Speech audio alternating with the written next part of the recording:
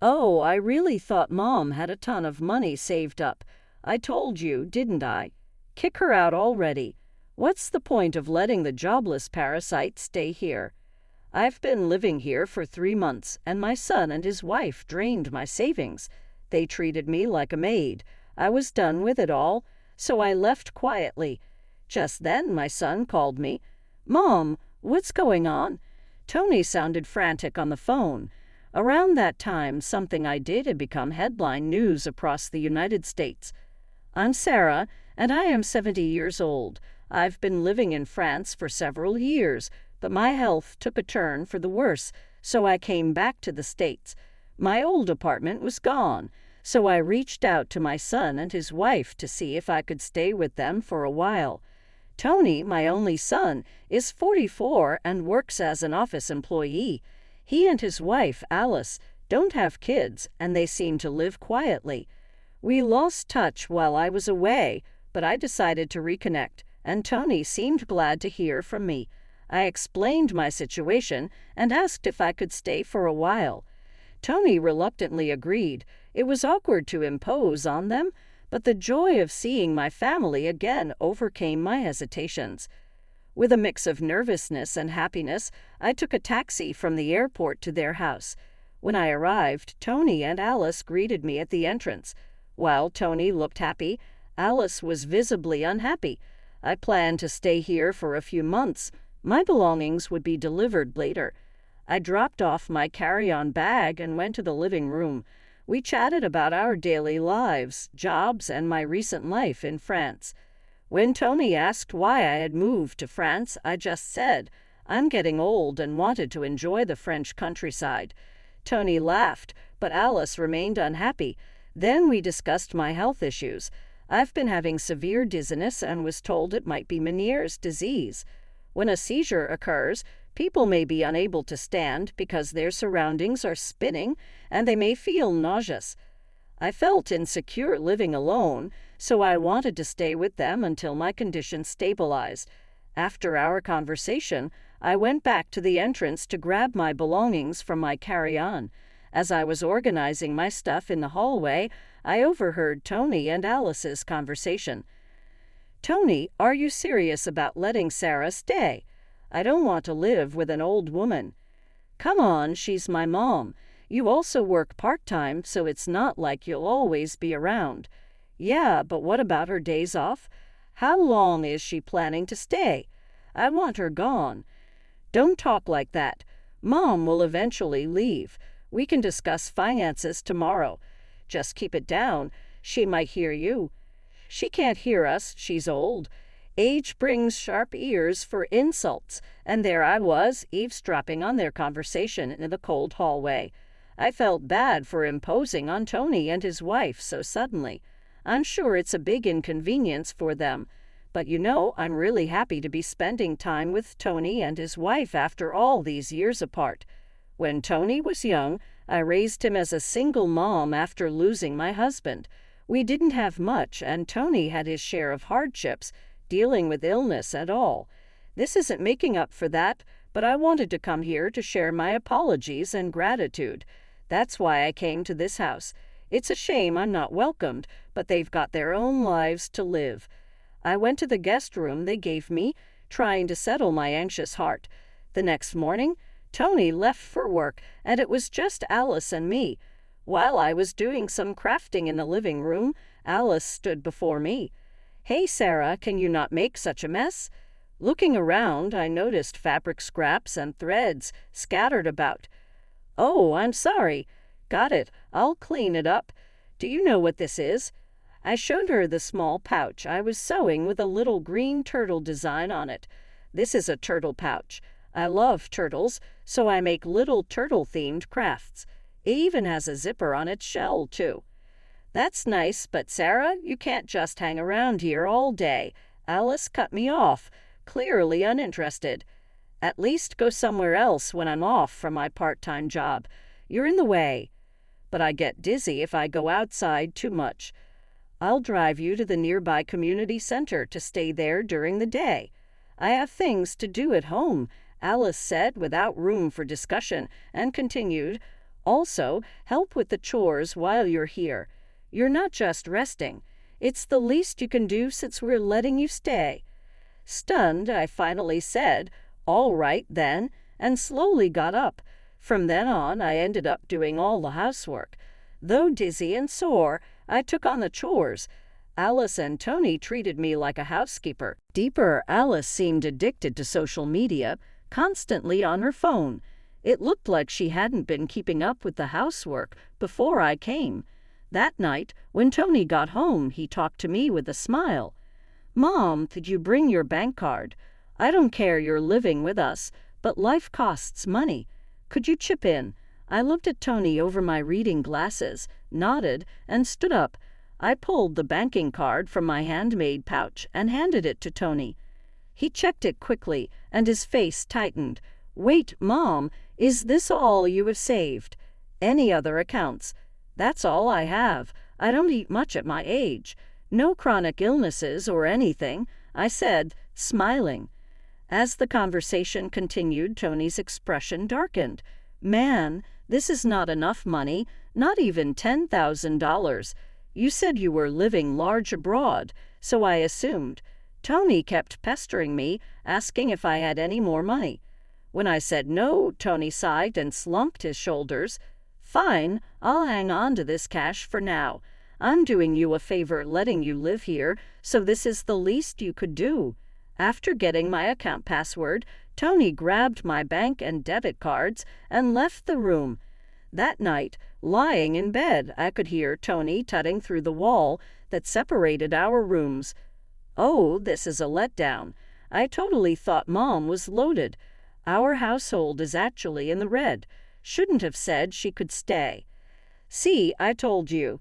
Kick her out already. That jobless moocher brings us no benefits whatsoever," Alice chimed in. The two of them seemed confident I could hear them talking freely in the next room, or maybe they wanted me to hear.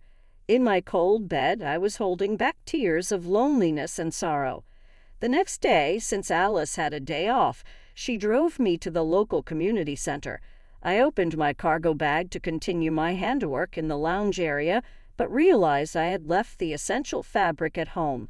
I hesitated but couldn't ask Alice to go back and get it. Fortunately, my dizziness was under control today, so I decided to take a walk home to retrieve the fabric. When I finally arrived, I glanced through the window into the house. Alice and an unfamiliar man were there. At first, I thought he was a visitor, but they seemed intimately close. I hesitated outside for a while, then turned back without entering the house. So that's why they wanted me out, to avoid interrupting their affair. Back at the community center, I kept thinking about Alice and that man and decided to call someone for advice. From then on, I avoided bringing up the man and continued interacting with Tony and his wife. However, whenever I left the house, I would conspicuously place a red turtle pouch at the edge of the living room side table. 3 months had passed since I started staying with Tony's family. By this point, I had essentially become the household maid. When I was at home, I had to do endless chores, and when Alice was home, I was relegated to the community center. My savings had mostly been drained by Tony, a man with a gambling addiction who spent most of his free time on lotteries and slots.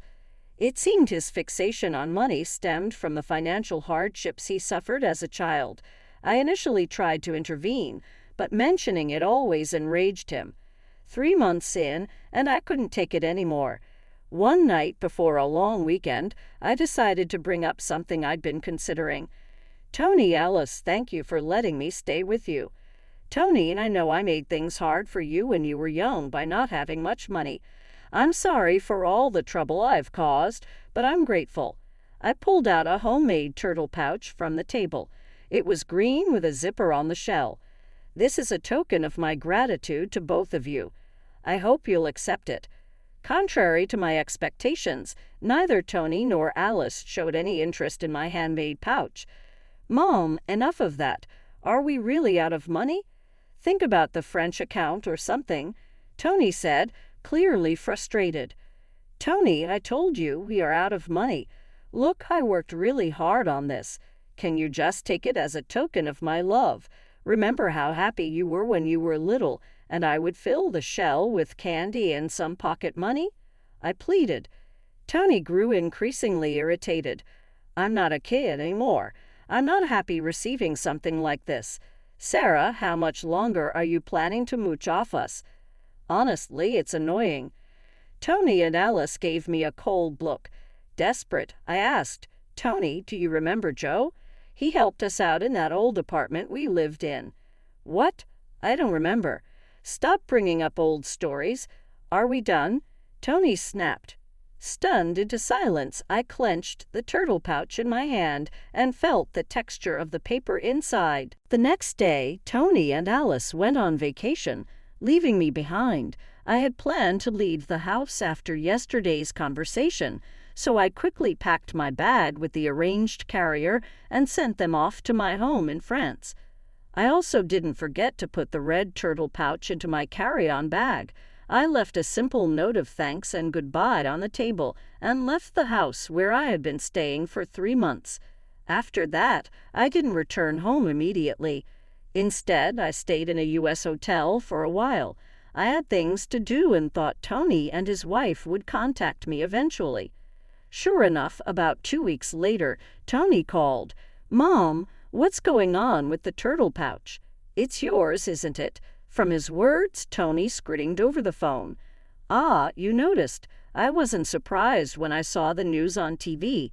The turtle-shaped pouch I had planned to give to Tony and his wife contained a check for $1 million. It was my way of saying thanks for all they had done and to apologize for all the trouble I caused as a kid. People might find it shallow to atone with money, but I had dreamed of the day I could give it to them, saving up bit by bit over 40 years. I did some digging before meeting Tony after a long time and found out he was in debt. He tried to pay off gambling debts with more gambling, only to find himself sinking deeper. He had a steady job and I just wanted him to clear his debts and leave peacefully. But they refused to accept my gesture. They had completely forgotten about the kindness they had shown to my family and me. So I decided to divide the $1 million check into smaller sums and donate it to charities and welfare organizations across America. I placed the donations in that handmade turtle pouch and sent it anonymously. The turtle pouch became a sensation, making headlines and trending on social media. Alice's son saw it on social media and asked, "Isn't that the turtle pouch, Mom? So that means you were going to give us one filled with money too." "Yes, exactly. That was my way of saying thank you and I'm sorry. I've been crafting both the pouch and saving the money to give to you." "Well, you could have said that. We would have taken it if you didn't want my feelings. Then you don't need my money either." Tony was yelling on the phone, completely unhinged. "It's my money. How dare you deceive me? Give it back." I couldn't listen anymore and pulled the phone away from my ear. After a moment I spoke. "All right, calm down. You're giving me a headache. There's one more turtle, and if you really want it, it's yours." Tony finally settled down and reiterated his desire for the turtle. We agreed to meet later at a cafe. On that day, I took the last red turtle in an envelope to our meeting spot. Tony and his wife were already there and demanded the money before I even sat down. When I silently pulled out the red turtle, Tony snatched it immediately. Unzipping its shell, he found not a check, but a small electronic device. "What the heck is this?" Confused, Tony fiddled with the device. He found a tiny button and pressed it. A voice began to play, and Alice, standing next to Tony, immediately paled when she heard the voice recording. It was Alice's voice talking warmly with another man who wasn't Tony. "What is this? Why? What's happening?" Alice seemed to finally realize it was a recording of her having an affair at home. She tried to snatch the recorder from Tony's hand, but Tony didn't let go. While they grappled, I opened the envelope I brought and laid out several pictures on the table, photos of Alice cheating with another man at home. Presented with irrefutable evidence, Alice was flustered and kept asking why. Tony picked up the photos one by one, examining them intently. "Since I came to your house, something seemed off. A friend told me I could hire someone to find out and even offered to cover the costs." "What's your problem? Why would you do this?" "Well, you're my son's wife. It's sad to think family is deceiving each other. You'll understand when you're older. I guess fate brought me here to discover your infidelity, Alice. Have you been lying to me all along?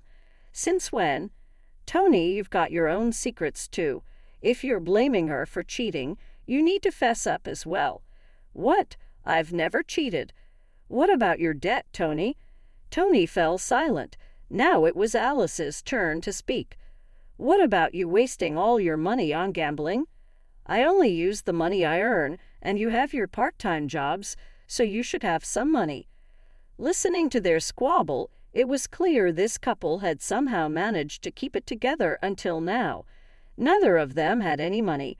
"Tell me you were $40,000 in debt." "Alice, you've been giving all your earnings to your affair partner." I had the investigator check their finances. Both Tony and Alice were shocked and began shouting at each other. I was floored when I first heard the investigation results. This couple was on the brink of bankruptcy. "Look, we can pay back the debt if we get Mom's money. So give it to us now." I donated all the money. The only thing left is this red turtle figurine. He blew through my savings on gambling. "Remember what you're kidding me. All of it." In rage, Tony lunged at me across the table. Other customers started to pay attention, and the staff hurried over. "The $1 million is mine. It was supposed to be mine. Give it back." The police had to be called to restrain Tony. After the police talked some sense into him, they kindly escorted me back to my hotel due to my concerns about Tony's aggressive behavior. A week later, Tony and Alice's relationship had deteriorated beyond repair due to the affair and debt. They got divorced. Tony, now single, became even more consumed with gambling, accumulating more debt. He was caught trying to embezzle company funds, avoiding criminal charges, but getting fired. To make matters worse, his outburst at the cafe was captured on video and spread on social media, making it difficult for him to find another job.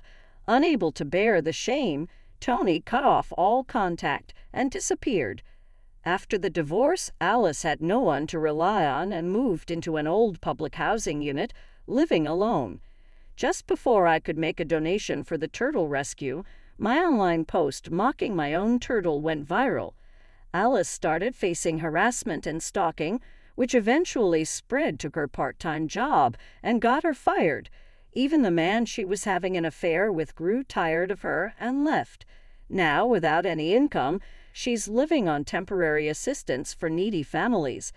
After that, I returned to my home in France.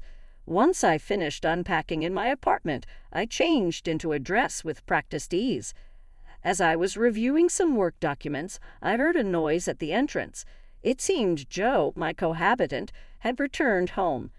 "Hey, Madam President, welcome back. How was your trip to America after so long?" Joe came over with a smile, setting down his coat and bags. Joe is 75 years old. He was a resident in the same apartment complex where my son Tony and I lived years ago. Back then, I was struggling with poverty, having lost my husband and caring for a young asthmatic Tony. We had no utilities, and with no one to turn to, I was desperate and considered ending it all. It was Joe and his wife, our upstairs neighbors, who saved us. They were our lifelines. "Please call me Sarah. I'm back, and look, I brought so many souvenirs." "Wow, all my favorites." "Thanks. I'll take some to the storytelling event at the community center tomorrow." Joe examined each of the piled-up souvenirs on the table, his face beaming. After we got back on our feet, Joe and his wife moved away for work. Years later, we bumped into each other in the city, and I began helping with a support program for the needy that Joe had founded. Joe's wife had passed away by then, and we started working together as business and life partners. I've been leading the organization since Joe retired a few years ago.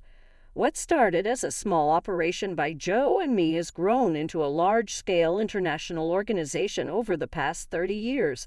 Currently, we're focusing on supporting single moms and raising children.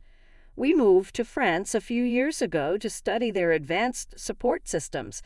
Although we became quite known in France, we're still not widely recognized in America.